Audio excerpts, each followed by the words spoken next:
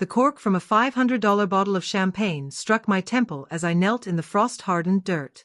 The laughter from my sister's wedding party was the last sound I heard before I decided to end her entire future. This wasn't about pettiness or sibling rivalry. It was about the line between what you're given and what you earn, and what happens when someone tries to steal the legacy you've bled for. My name is Alara Vance, and for a decade, I have been the sole guardian of Blackwood Vineyards.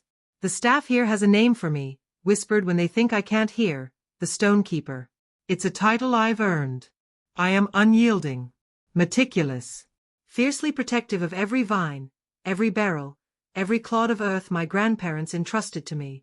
What my younger sister Celeste has never understood is that my demeanor isn't coldness, it's custody. I am the guardian of something fragile and priceless. And she was about to learn the devastating price of violating that sacred trust. This is not a story of revenge. It's a story of reclamation. A story of what happens when the quiet, steady force of truth decides to finally speak, and the glittering, fragile world of lies has no choice but to listen. To understand why I was covered in mud in the middle of a Friday afternoon, we have to rewind. I was supposed to be thousands of miles away, which was precisely her plan. Would you have let her get away with it? Or would you have done exactly what I did? Continue to part 1 to find out how deep the deception went. I was meant to be in Milan, finalizing a distribution deal that would have catapulted our small batch winery onto the international stage. For a family-owned estate like Blackwood, this was the opportunity of a lifetime. My bags were packed. My presentations were polished. My itinerary was a masterpiece of logistics. Then, my phone lit up with a series of urgent alerts. The weather service was pinging with a severe and unexpected frost warning.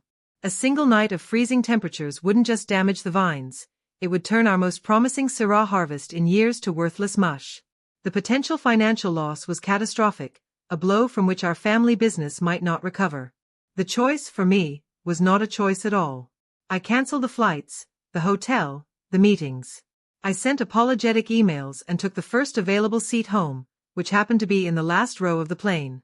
I drove straight from the airport to the vulnerable South Field, not even stopping at the house. I pulled on old work gear from the shed, stiff coveralls and heavy boots still caked with the honest grime of last season's labor. This was where I belonged, in the dirt, fighting for the legacy. That's where I was, my knees sinking into the cold soil as I checked vine after vine, when I heard the engines. Not the familiar rumble of a farm truck, but a low, smooth purr. I stood up, wiping my muddy hands on my pants, and saw them. A procession of black limousines, polished to a liquid shine, winding their way up our long private gravel drive like a sleek funeral cortege. My house. The estate schedule was explicitly clear, we were closed for deep maintenance. The tasting room was shuttered. The event staff was on leave.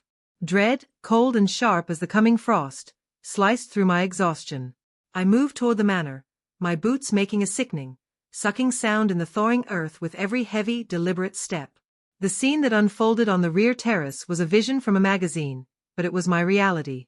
Dozens of strangers in elegant evening wear. A jazz trio playing something smooth and expensive. Waiters in crisp uniforms circulating with silver trays of canapés.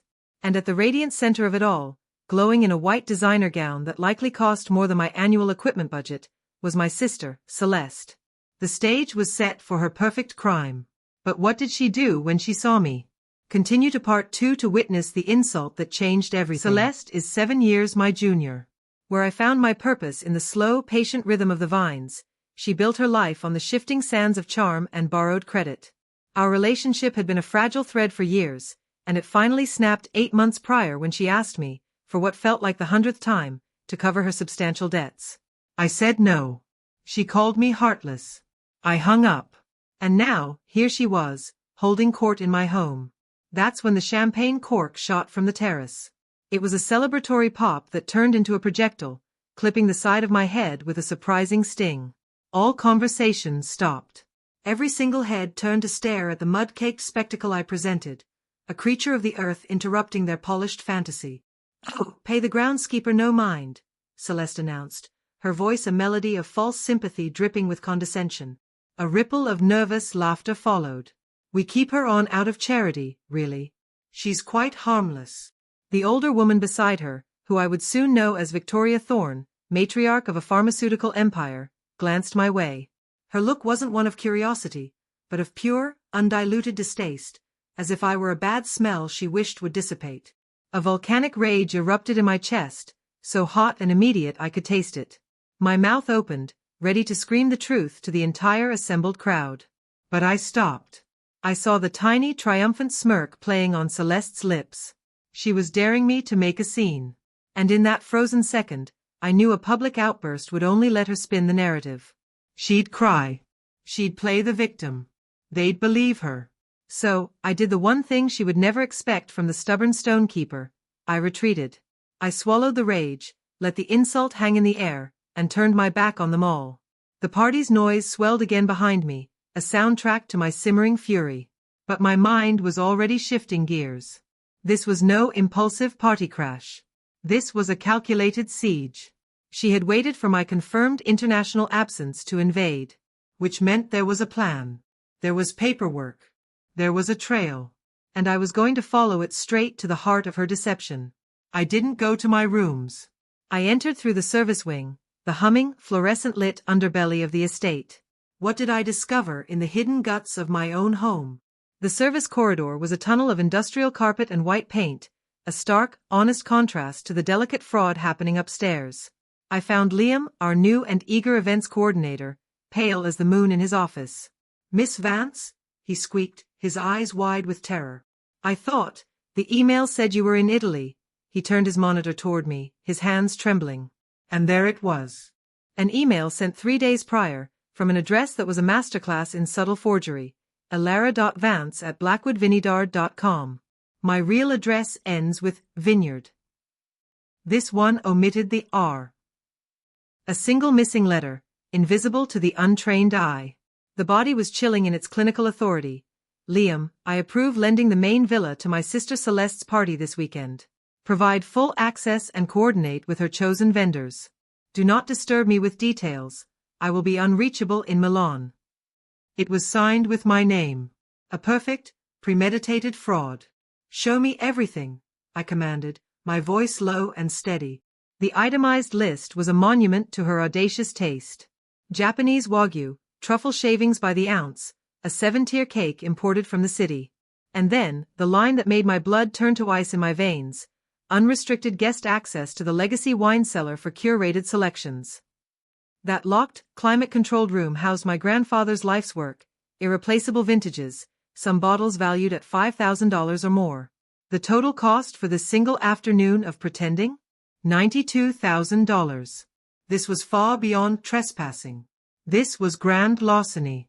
"From this moment," I told the shaking Liam, "you report only to me. You see or speak to no one." As I left, my gaze fell on the portable credit card reader on his desk. I pocketed it. Its weight was a promise. My next stop was security. Frank, my head of security for 15 years, was already watching the feeds, his expression grim. "Elara, I saw the cars. What's the play?" We watched the screens together. I saw Celeste guiding Victoria Thorne through the gardens, gesturing expansively to our family land.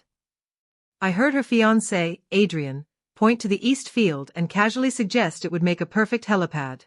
They weren't guests, they were prospectors, and my sister was selling them a mine she didn't own. "Do we shut it down?" Frank asked. "Not yet," I replied, the dried mud on my sleeves cracking like a shell. "We need irrefutable, on-camera proof." I needed her to move from planning to execution.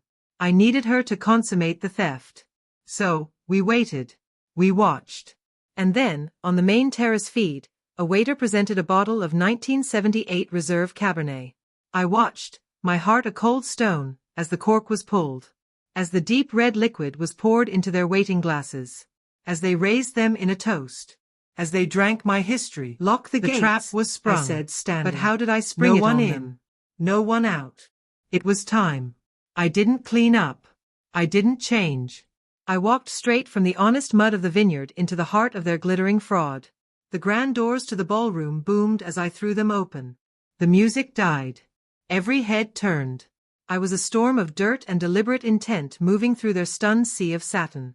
My path led unerringly to the head table, where Celeste sat frozen, a forkful of gold leaf cake hovering in midair. I reached past her speechless fiancé and picked up the half-empty bottle of Cabernet. "Frank," I called, my voice clear and cutting. "Do we have a release log for the 1978 reserve?" From the doorway, Frank consulted his tablet. "No release order, Miss Vance. It's legacy collection. Not for service." "Interesting," I said, turning the bottle. "Market appraisal is $4,800.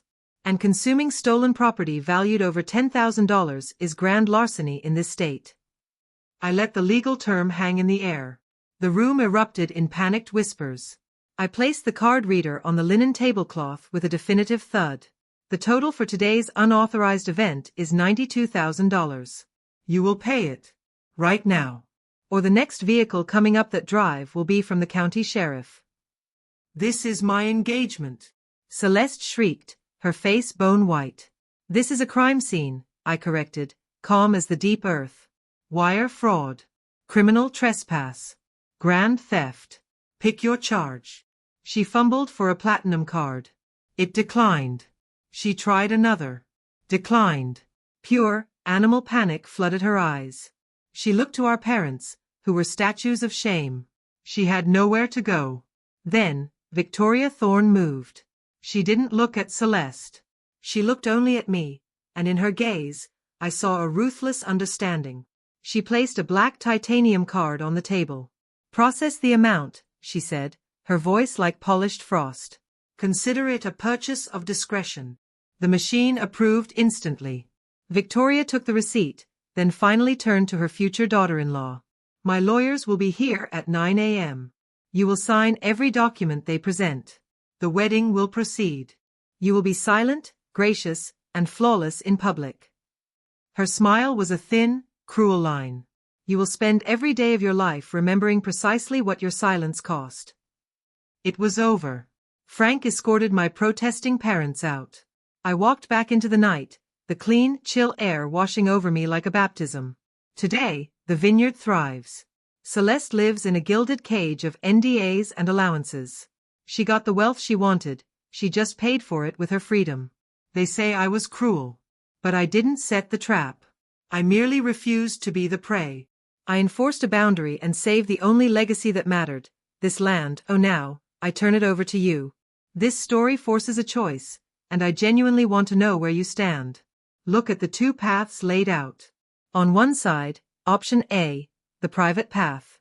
Should I have cleaned up, put on a neutral dress, and pulled Celeste aside for a quiet, family conversation behind closed doors?